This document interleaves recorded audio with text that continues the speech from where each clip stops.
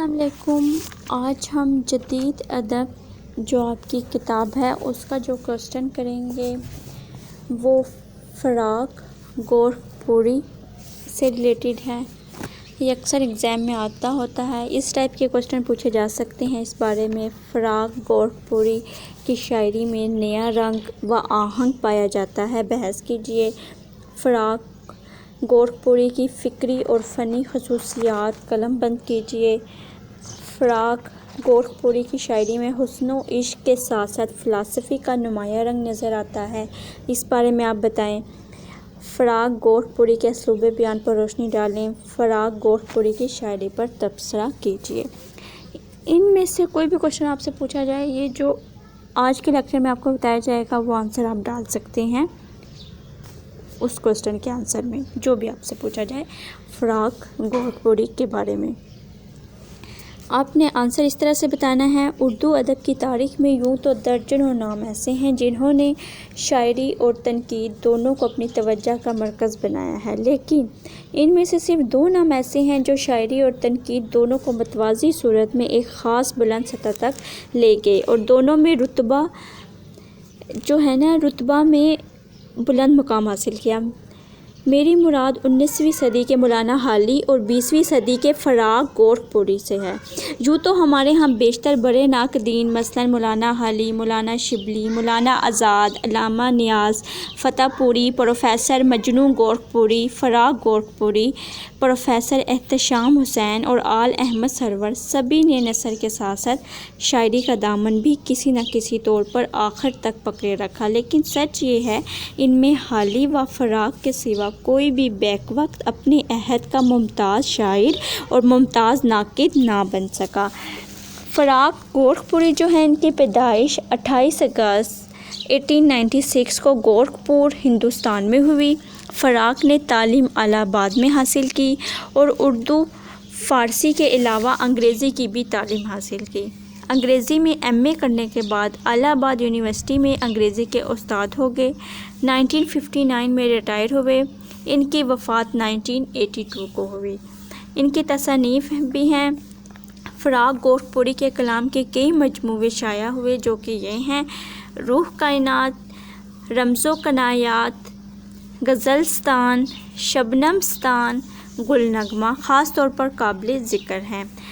ان کے جو تنقیدی مضامین ہیں ان کا مجموعہ بھی ہے۔ اندازِ اردو کی عشقیہ شاعری بہت اہمیت رکھتی ہے۔ شاعری میں فراق کی غزل اور ان کے رباعی کا انداز سب سے الگ ہے۔ انہوں نے رباعی کی صنف کو ہندوستانی ثقافت کا ترجمان بنا دیا۔ جو فراق کی شاعری ہے اس پہ دوسرے شعراء کا بھی اثر ہے۔ جن دوسرے شعراء کا اثر ہے ان میں مومن کا نام نمایاں ہے۔ آتش مومن اور حسرت موہانی کے اثرات کا تذکرہ کیا گیا ہے۔ بعض ناقدین نے فراق کو مومن اور حسرت کے زیادہ قریب قرار دیا ہے۔ فراق خود لکھتے ہیں: میں نے حسرت سے بہت کچھ سیکھا ہے، بہت کچھ پایا ہے، بہت کچھ اثر لیا ہے۔ اس میں آپ یہ شعر بھی ڈال سکتے ہو: ہم سے کیا ہو سکا محبت میں، خیر تم نے تو بے وفائی کی۔ اس کے بعد آپ فراق کی عشقیہ شاعری کے بارے میں بتا سکتے ہیں۔ فراق غزل کے اہم اور توانا شاعر ہیں۔ غزل ایک ایسا درخت ہے جو عشق کی جڑوں کے سہارے کھڑا دکھائی دیتا ہے۔ عشق و عاشقی کے مضامین غزل کے ہر شاعر نے باندھے ہیں۔ فراق نے صرف اپنی شاعری میں عشق و عاشقی کے مضامین نہیں باندھے بلکہ انہوں نے اردو کی عشقیہ شاعری کے عنوان سے ایک مستقل کتاب اردو ادب کی جھولی میں ڈالی ہے۔ اس کے بعد آپ فکری خصوصیات کا بتائیں گے۔ اس میں آپ یہ بتا سکتے ہیں کہ انہوں نے اپنے سیاسی و سماجی اور تہذیبی تجربوں کو تخلیقی تجربے کی بھٹی سے گزارا ہے اور گرد و پیش کی شاعرانہ فضا اور ناقدانہ رویوں پر بھی نظر جمائے رکھی ہے کہ انہوں نے شاعرانہ فضا کے ساتھ ساتھ جو ناقدانہ رویے ہیں ان پر بھی توجہ ڈالی ہے۔ نتیجہ ان کی شاعری طرز احساس کے نئے پن اور انداز و آہنگ کی جدت کے باوصف کلاسیکی رنگ و آہنگ سے الگ نہیں ہونے پائی کہ ان کا جو شاعری کا انداز ہے اس میں نیا پن آیا ہے۔ چراغ سے چراغ روشن کرنے اور قدیم کی کوکھ سے نئی بات کو جنم دینے کا سلیقہ ان کے یہاں شروع ہی سے ملتا ہے۔ اس سلیقے سے انہوں نے آخر تک کام لیا ہے۔ یہی سبب ہے ان کی شاعرانہ انفرادیت کو کسی نام سے موسوم کرنے کی کوشش کیجیے تو کوئی نام ہاتھ نہیں آتا۔ اس میں آپ یہ بھی بتا سکتے ہیں وصل و ہجر، درد و غم کے عناصر۔ وصل عاشق کے لیے خوشی اور مسرت کا باعث بنتا ہے، جبکہ ہجر اسے غم و اندوہ سے دوچار کرتا ہے۔ فراق ایک ایسا شاعر ہے، ان کے لیے وصل و ہجر غم امیز ہو جاتے ہیں۔ ان کے ہاں وصل و فرحت کا باعث یکساں ہے۔ محبوب کو پا کر بھی فراق کے آنسو نکل آتے ہیں۔ محبوب کا ستم سکون کا باعث بنتا ہے، اس کا کرم باعث غم بھی ہوتا ہے۔ اس کے بعد آپ یہ بتائیں گے کہ فراق کی شاعری کے بارے میں علامہ نیاز فتح پوری کی طرح یہ کہنا تو مشکل ہے کہ وہ مخصوص والہانہ انداز جو غزل کی جان ہے کہیں ہاتھ سے نہیں چھوٹنے پاتا۔ اس لیے فراق کی بعض لمبی لمبی غزلوں میں بے کیف اور بھرتی کے اشعار کی کمی نہیں ہے۔ پھر بھی یہ ضرور کہا جائے گا کہ فراق نے اپنے عہد کی زندگی اور اس کی لمحہ با لمحہ متغیر قدروں کو جس خوبصورتی سے اپنے اشعار میں جگہ دی ہے وہ ان کے ہم عصروں سے بہت کم ہو سکا ہے۔ کہ آپ نے یہ بتانا ہے کہ جو فراق ہیں انہوں نے اپنی جو غزلیں ہیں ان میں اشعار کو جتنی خوبصورتی سے بیان کیا ہے وہ ان کے ہم عصروں سے بہت کم ہو سکا ہے۔ اس کے بعد آپ بتاؤ کہ محمد حسن عسکری کا خیال ہے فراق نے اردو شاعری کو ایک نیا عاشق دیا ہے۔ اس نئے عاشق کی بڑی نمایاں خصوصیت یہ ہے کہ اس کے اندر ایک ایسا وقار پایا جاتا ہے جو اردو شاعری میں پہلے نظر نہیں آتا۔ اس کے بعد آپ یہ بتائیں گے فراق گورکھ پوری جو ہے اس کے بارے میں آپ یہ بتا سکتے ہیں کہ فراق کی شاعری میں محبوب کا تصور بھی پایا جاتا ہے۔ فراق کی شاعری کا محبوب گوشت پوست کا انسان ہے۔ محبوب خوش جمال اور خوش خرم ہے۔ فراق کے ذہن میں حسن کا ایسا خیالی اور مثالی پیکر موجود ہے جو اپنے ہونٹوں، آنکھوں اور چال ڈھال سے اپنے عاشق پر قیامت ڈھاتا ہے۔ اس کے بعد آپ فنی خصوصیات بتائیں گے۔ فراق کے کلام کی بڑی خصوصیت ان کے تخیل کی رنگا رنگی، تخیل یعنی کہ ان کے جو سوچ ہے، تنوع پسندی اور جذبات و محسوسات کی فراوانی ہے۔ فراق کے کلام کے مطالعہ کے بعد یہ خیال بھی یقین کی صورت اختیار کر لیتا ہے کہ غزل کی قلمرو تنگ نہیں، بہت وسیع ہے۔ اس میں شعور و لاشعور اور داخلیت و خارجیت کے سارے مسائل و معاملات اور جملہ انسانی افکار بآسانی جگہ پا سکتے ہیں۔ فنی خصوصیات میں اپنے یہ بتانا ہے کہ تخیل کی رنگا رنگی ہے، جدت پسندی ہے، جذبات و محسوسات کی فراوانی ہے۔ اور اس کے بعد آپ نے یہ بتانا ہے فراق کو اس نوع کے مسائل کے ابلاغ و اظہار پر حیرت انگیز دسترس ہے۔ مثلاً محبت میں جان دے دینا اور اپنی ذات کو محبوب کی ذات میں گم کر دینا، اس کی تلاش و تمنا میں مٹ جانا اردو شعراء کا بہت عام اور پسندیدہ موضوع اور مشغلہ رہا ہے۔ چنانچہ فراق سے پہلے غالب و اقبال کے سوا ہمارے یہاں سبھی نے خود فراموشی و خود سپاری ہی کو عشق کا حاصل جانا ہے، لیکن فراق عشق میں فنا کے قائل نہیں ہیں۔ وہ نہ تو عشق کی سختیوں سے ہراساں ہوتے ہیں اور نہ محض جان دے دینے کو محبت کا کمال سمجھتے ہیں۔ جو لوگ جان سے گزر جانے ہی کو عشق کا حاصل جانتے ہیں وہ ان سے صاف کہہ دیتے ہیں اہل دل تم کو مبارک یہ فنا آمادگی، لیکن ایثار محبت جان دے دینا نہیں۔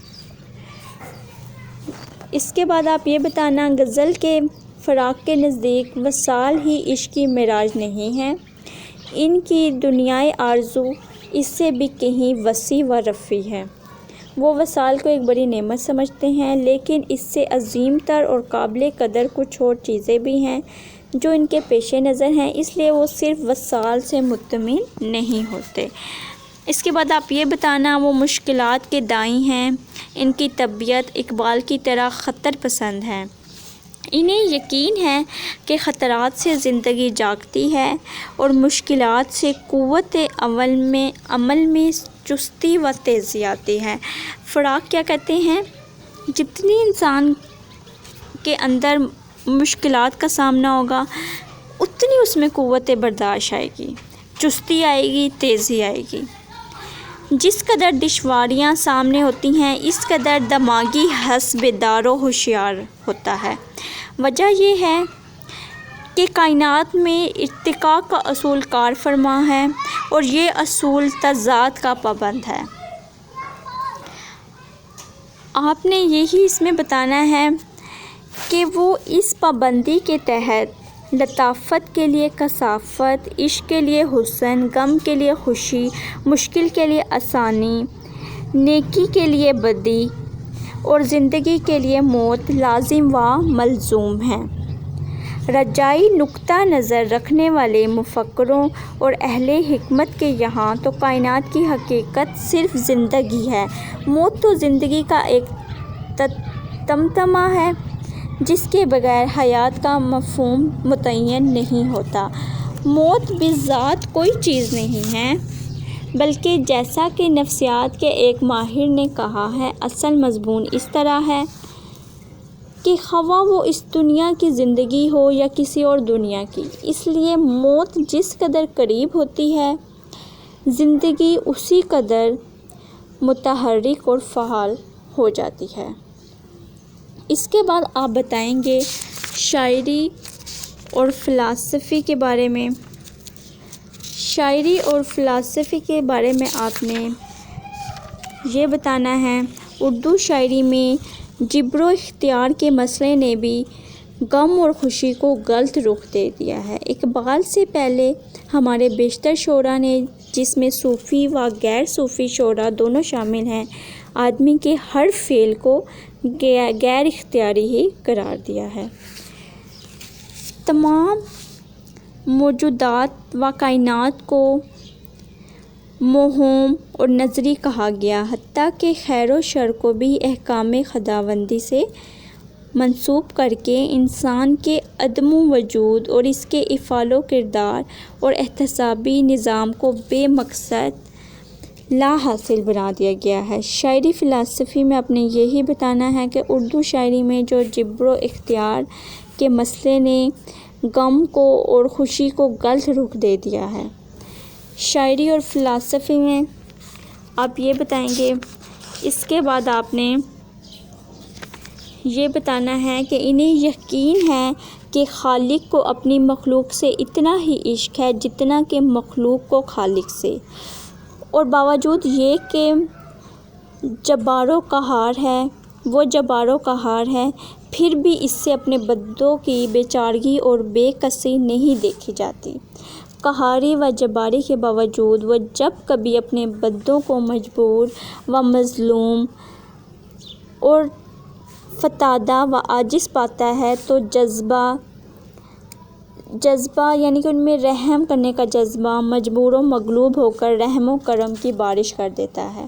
یہ یہی بتا رہے ہیں کہ خالق کو اپنی مخلوق سے اتنا ہی عشق ہے جتنا مخلوق کو خالق سے۔ اس کے بعد آپ اسلوب بیان کے بارے میں بتائیں گے۔ اسلوب بیان میں فراق گورکھپوری کا شاعری میں بھی اسلوب بیان نہایت عمدہ ہے۔ نیاز فتح پوری کے الفاظ میں شاعری کے لیے الفاظ کا انتخاب اور طرز ادا نہایت ضروری چیزیں ہیں، لیکن اگر کسی کے ساتھ خیال بھی پاکیزہ ہو تو کیا کہنا، اس کو دو آتشا سہ آتشا جو کچھ کہیں کم ہے۔ پھر چونکہ فراق کے کلام میں ان تینوں کا اجتماع ہے، اس لیے کوئی وجہ نہیں ہے کہ قدر اول کا مرتبہ نہ دیا جائے، کہ فراق کے اسلوب بیان کو قدر اول کا درجہ دیا گیا ہے اسلوب بیان اتنا عمدہ ہے، الفاظ کا انتخاب اور طرز ادا نہایت ضروری چیز ہے جو ان کے اسلوب بیان میں پائے جاتے ہیں۔ اس کے بعد آپ نے یہ بتانا ہے، آپ بقول محمد حسن عسکری کے یہ بھی بتا سکتے ہیں، فراق نے اردو شاعری کو ایک نیا عاشق دیا ہے، اس لیے عاشق کی بڑی نمایاں خصوصیت یہ ہے کہ اس کے اندر ایک ایسا وقار پایا جاتا ہے جو اردو شاعری میں پہلے نظر نہیں آتا۔ کچھ یہ اشعار ہیں، یہ اشعار اردو میں اقبال اور حسرت کے بعد ابھرنے والی غزلیہ شعری آواز کے نمائندے ہیں۔ اقبال و حسرت سے مستفیض ہونے کے باوصف فراق کے اشعار کا ذائقہ حسرت و اقبال سے بہت الگ ہے، اتنا الگ کہ اسے جدید اردو غزل کا بالکل نیا لہجہ کہنا پڑتا ہے۔ فراق کی غزل کے اس لب و لہجہ نے بعد میں ابھرنے والے سارے غزل گو شعراء کو متاثر کیا ہے اور جدید اردو غزل کے اس رنگ و آہنگ سے ہم رشتہ کر دیا جو فراق کے زیر اثر اقبال و حسرت کے بعد وجود میں آیا۔ آپ نے فراق کے بارے میں یہی بتانا ہے کہ انہوں نے ان کا جو اشعار کا جو ذائقہ ہے نا، یعنی کہ جو لب و لہجہ انہوں نے استعمال کیا ہے وہ حسرت و اقبال سے بالکل الگ ہے۔ ان کا جو لب و لہجہ ہے انہوں نے بعد میں ابھرنے والے سارے غزل گو شعراء کو متاثر کیا ہے اور غزل کے اس رنگ و آہنگ سے ہم رشتہ کر دیا جو فراق کے زیر اثر اقبال و حسرت کے بعد وجود میں آیا، کہ اس سے انہوں نے جدید اردو غزل کا بالکل نیا لہجہ عطا کیا ہے۔ فراق گورکھپوری جو ہیں، انہوں نے فراق صاحب کی جو غزل میں کیفیت کا عنصر نمایاں ہے، یہی وہ چیز ہے جس کے بنا پر فراق صاحب کے بہت سے شعر زبان و بیان کے الفاظ میں اگر کوئی غلطی بھی آ جائے لیکن پھر بھی وہ اتنے مقبول ہو جاتے ہیں، اسی وجہ سے اس تنگ آبجو میں غرق ہونے سے کبھی کبھی محفوظ رکھتی ہے۔ کیا بات محفوظ رکھتی ہے؟ کہ جو فراق کے اشعار ہیں نا، وہ خاص کیفیت میں ڈھلے نظر آتے ہیں۔ فراق صاحب کی غزل میں کیفیت کا عنصر نمایاں ہے، یہی آپ نے سب اس آنسر میں بتانا ہے۔